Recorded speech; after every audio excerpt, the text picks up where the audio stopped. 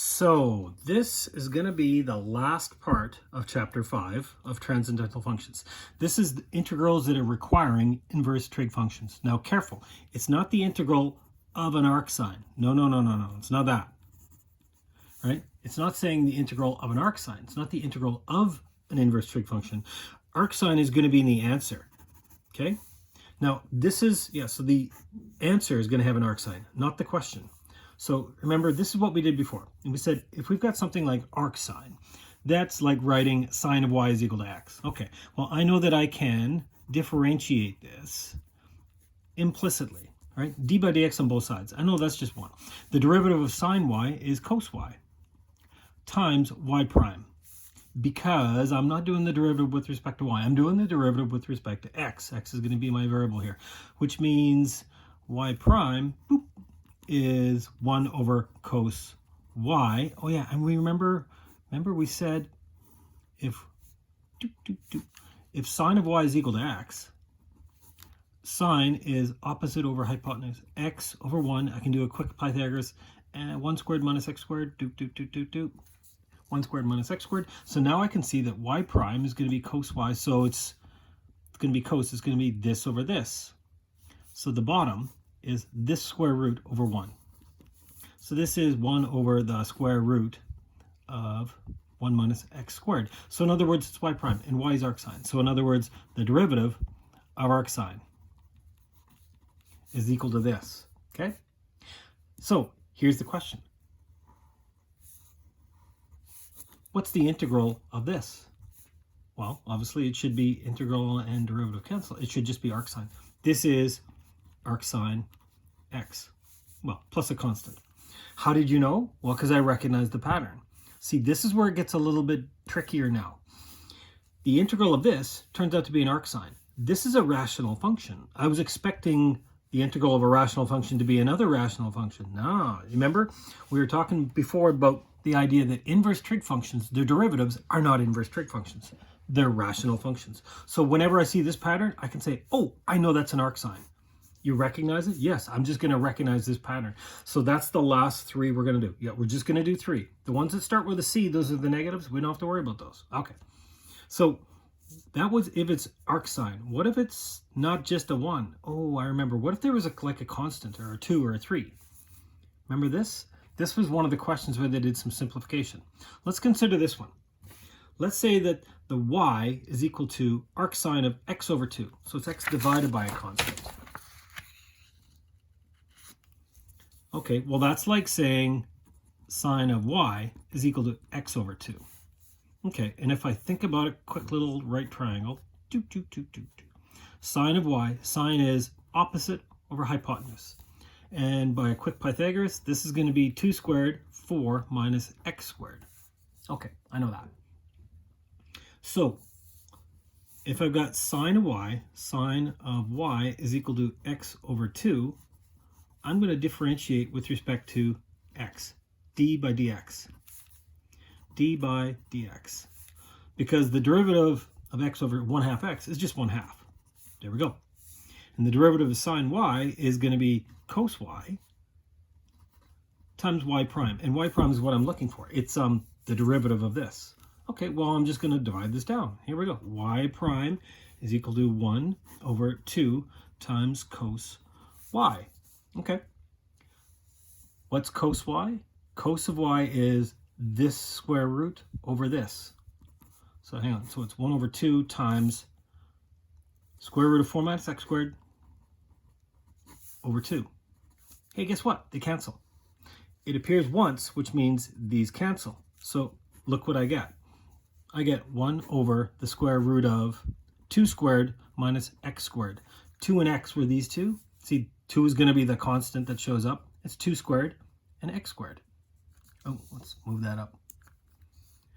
So instead of doing the 1, I can recognize a constant and a variable. And that's the way we define these things. A is a constant. U is equal to a variable. Constant and variable. So if I have, it's not going to be 1 minus x squared. It's going to be a squared minus u squared. This one, a squared minus u squared, is the arcsine pattern. Arcsine, now it's not just arcsine of x, it's, see, it's going to be u over a plus a constant. Remember this one? 1 over a squared. Oh yeah, this one had no square root. That was the tan, the arctan. This is arctan u over a plus a constant. And that means the last one is going to be an arcsec u over a, right? This is the pattern. It had the absolute value. Oh, there is no absolute value there, but it had a variable out front, and then it had u squared minus a squared. So it had x squared minus 1, well, 1, or the constant here. But we had to put an absolute value into the answer. That's right. We have to put the absolute value in the answer because the piece of the graph that they chose to define arcsec was always positive. It was always above the x-axis. So it appears in the answer, not in the question, in the answer. Okay, we're almost done. 1 over a, 1 over a. What? These two have an extra constant. Not the arcsine. No. These two have a 1 over a constant out front. 1/8. Not arcsine. Arcsine's a simple one. Why? It has to do with the fact that sine, the derivative of sine, is cos. It's a single function. So I'm going to insert a new page here. A new page in the notes. Hang on. This is why it happens. Why is there an extra constant? Okay. Let's show you what happens. Let's say I do start with arctan of x over a. Okay, that's like saying tan of y is equal to, not x over a, and let's call it x over 2. So I'm going to use my constant, which is 2. Okay, now if I do the derivative, d by dx, right? Oh, I should properly do this. D by dx, there we go. Now it's better. Okay, the derivative 1/2 x, that's 1/2. There's that constant. See, that 2 appears there. Great. What's the derivative of tan? Sec squared. It's 2 functions. It's not just 1. Before, when we did the derivative of sine, we got 1 trig function. When I do the derivative here, I get sec squared y times y prime. I get 2 functions. In other words, each one of these is going to have a constant. One of the constants is going to cancel. The other one's going to stick around. Hang on. Let's divide both sides by sec squared. In other words, that's like saying cos squared. So 1/2 times cos squared y. Now, I don't know what cos of y is. Sure you do. If tan of y is x over 2, here's y. Tan is x over 2. That means the square root is going to be x squared plus 2 squared, 4. So this is 1/2 times cos y. Cos of y is this over this. 2 over square root of x squared plus 4 squared. So I'm going to write it out twice. 2 over square root of x squared plus 4. Now, why would you write it out twice? Very good question. This constant cancels. This one doesn't. See, there's 2 functions. There's 2 trig functions here. The constant shows up here and it sticks around. It doesn't cancel. This one cancels. So this is y prime. Y was arctan. So this is like saying the derivative of arctan x over 2 is equal to this. It's got an extra constant. Let's simplify this thing. This is like saying arctan x over 2. Derivative is, it's just 2 times 1 over, well, there's no longer a square root. It's just x squared plus 2 squared. So what would happen if I did the integral of both sides? This cancels.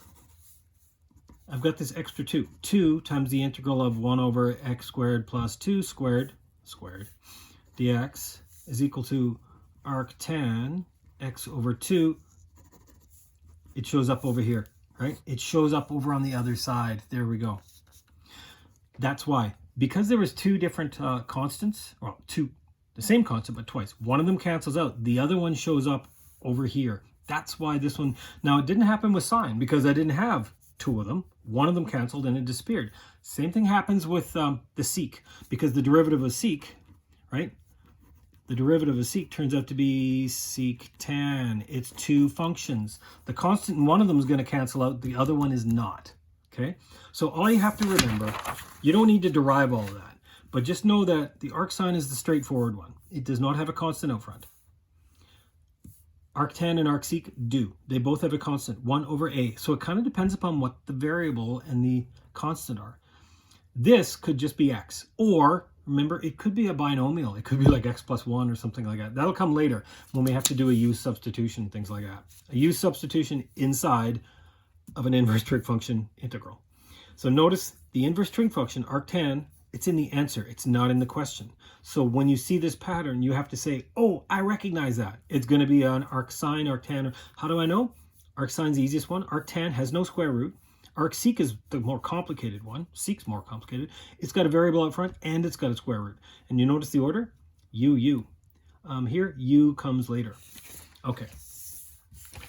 Let's try some of these things. Let's see what we can do. Oh man, this one's an integral from 0 to 3. 3 over square, oh man. Well, step 1. Notice they both have negative. Let's take that negative out. In fact, I'm going to divide out the negative. I'm going to divide out negative 3. Integral. What am I left with? I'm left with x squared plus 9 dx. Oh yeah, I switched up the order. The 3 on top doesn't really matter. Oh, this is still from 0 to 3. Is that an arcsine, an arccos, or an arctan? I recognize that's an arctan because it doesn't have a square root. So it's an arctan. What is u? What is a? U is the variable, x. A is 3, right? Because it's 3 squared. Okay, so do I actually need to do a u substitution? Do I need to say du is equal to blah, blah?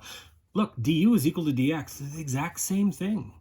Yeah, because u is equal to x. I don't really need to do it. I can just use the formula knowing that a is 3 and u is going to be x. Okay, so this is negative 3. Oh, I don't need an integral anymore because I know that this is a pattern. This is going to be times 1 over a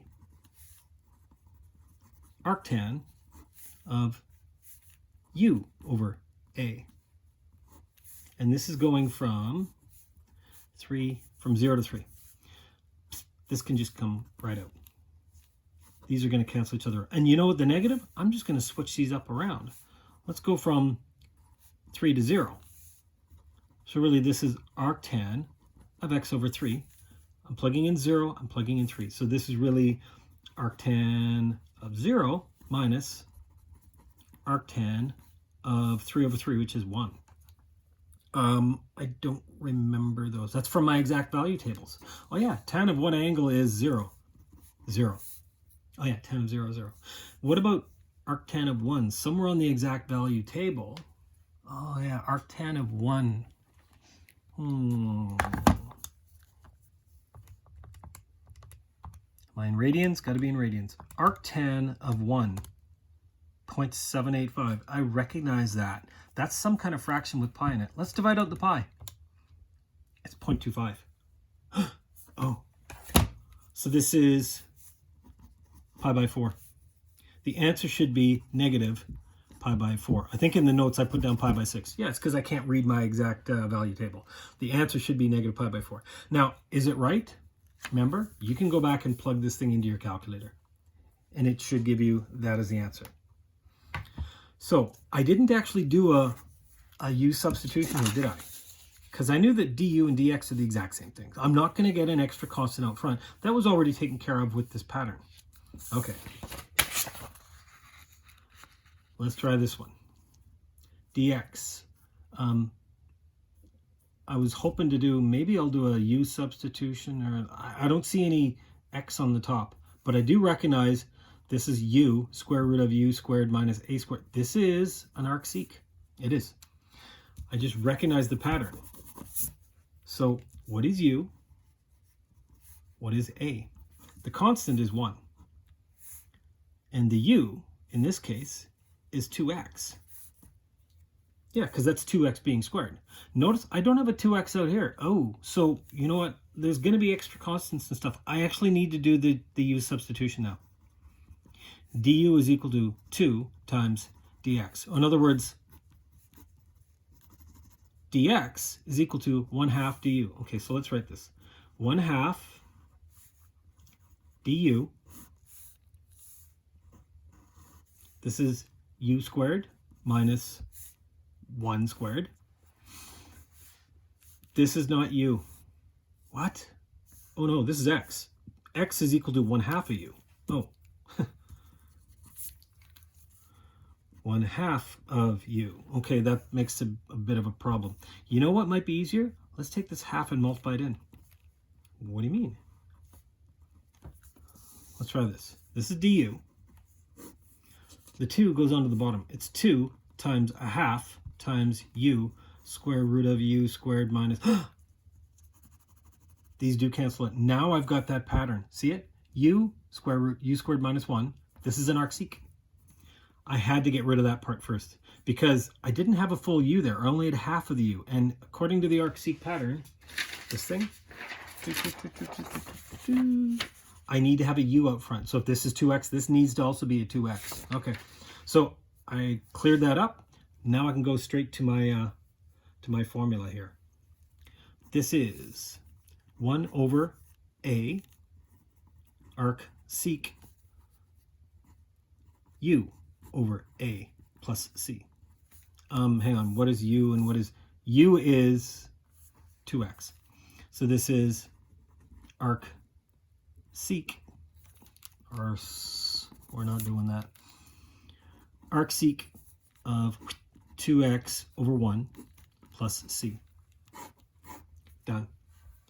What if you choose to do it as negative arccosec 2x plus c?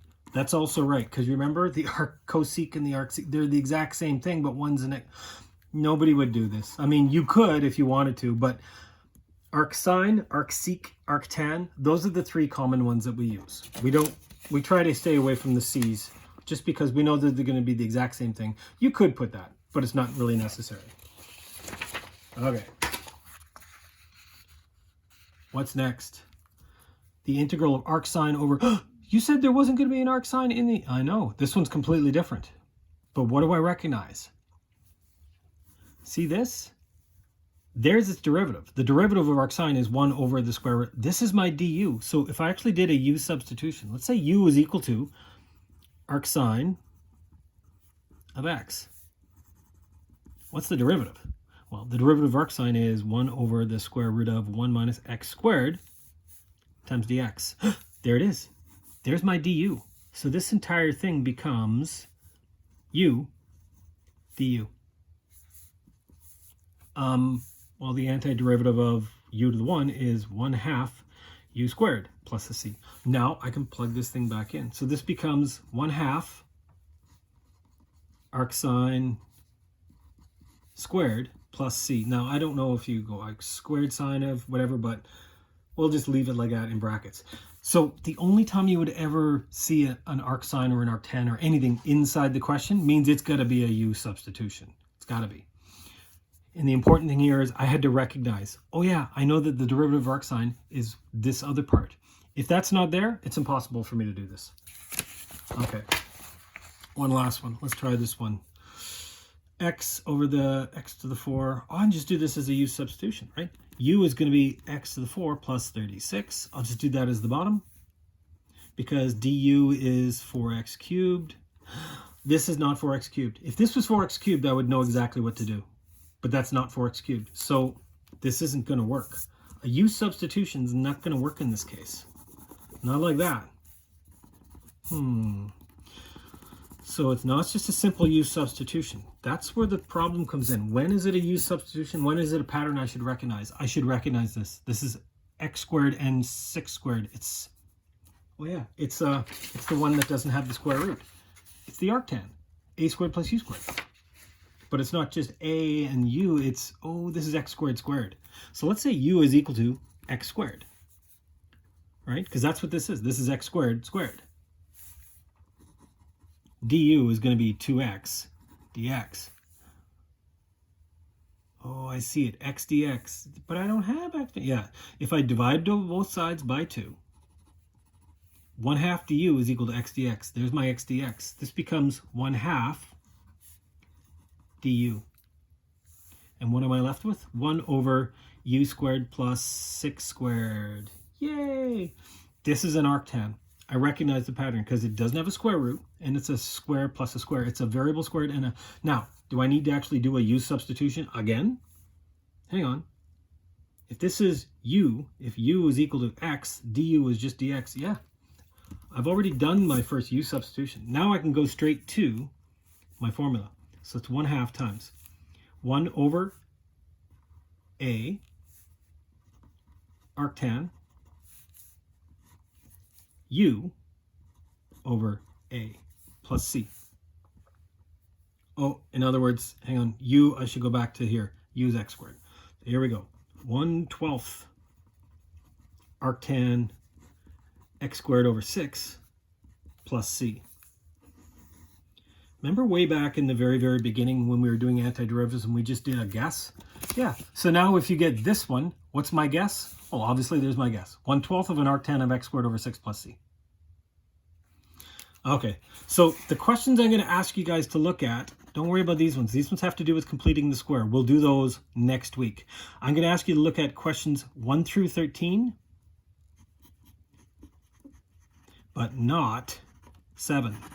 No, 7 has to do with the long division, and we don't really need to go there. We can do that afterwards. We're not going to worry about number 7 for now, because that one involves a long division of two polynomials. We're not going to look at that. But these ones you certainly can do. Now, the important thing is recognize the patterns. Is it an arcsine, an arcsec, or an arctan? Look for square roots and look for the order. Alrighty, good luck.